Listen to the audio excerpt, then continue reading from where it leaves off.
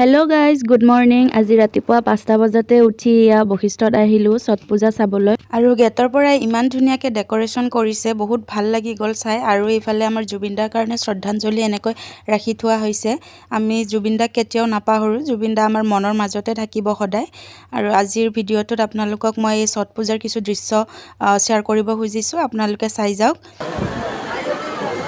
আৰু এই যে গাইজ তেওঁলোকৰ তিৰোতাবিলাকে সেন্দুৰকণ যে নাকৰ পৰাই দীঘলীয়াকৈ লয়, ইয়াৰ অৰ্থ আপোনালোকে কিবা জানে যদি মোক জনাবচোন কমেণ্টত। আৰু এয়া চাওক গোটেইবোৰ মানুহ।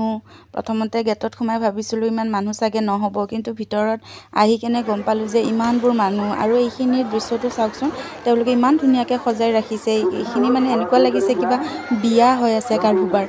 গাইছ এতিয়া সিহঁতৰ চবৰে পূজা চূজা কৰি যোৱাৰ টাইম হ'ল হা। এতিয়া মানে খোজ দিবই জেগা পোৱা নাই, খেলাই আছে তে খোজকাঢ়ি যাই আছোঁ। এনেকুৱা লাগছে মোৰ নিজৰ ভৰি দি খোজ কাঢ়া নাই, মই মোক ঠেলি ঠেলি লৈ যাই আছে। আৰু এয়া এতিয়া সূৰ্য ওলাও অৱস্থা। এইখিনি সময়তে তেওঁলোকে সকলোৱে পানীৰ পৰা উঠি প্ৰসাদবোৰ এনেকৈ মূৰত লৈ কেনে চবে নিজৰ নিজৰ ঘৰমুৱা হৈ গৈ আছে। খোজকাঢ়ি কেনে লাগিল? বহুত ভাল লাগিল আহি কেনে ৰাতিপুৱাই।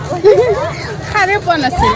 মই ফোন কৰিছোঁ চাৰে 4:30 পৰা ফোন কৰি আছোঁ, উঠাই নাই, হাৱাই পোৱা নাই। তাৰপিছত মই উঠি আহি তাক জগাইছোঁ ঘৰত যাই কেনে। তাৰপিছত আহিলোঁ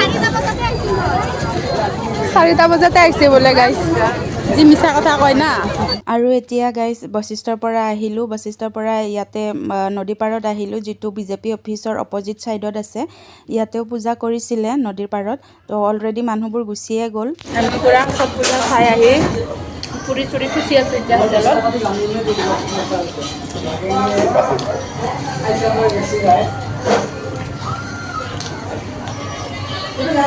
আজি পূৰা মজা লাগি গ'ল। বহুত দিনৰ মূৰত আমাৰ এইটো লালমাটিৰ হোটেলত খালোঁ ন। তাৰমানে কি হৈছে, আগতে আমি যেতিয়া ফুটবল খেলিব আহিছিলোঁ, তেতিয়া ফুটবল খেলিব আহোঁতে ইয়াতে সদায় খোৱা আছিলোঁ। তো পুৰণা ইয়াতে মানে অলপমান তাজা হৈ গ'ল। আৰু তাই আৰু মই আগতে আহাছিলোঁ, আৰু আমি দুটাইও ফুটবল খেলিব আহাছিলোঁ।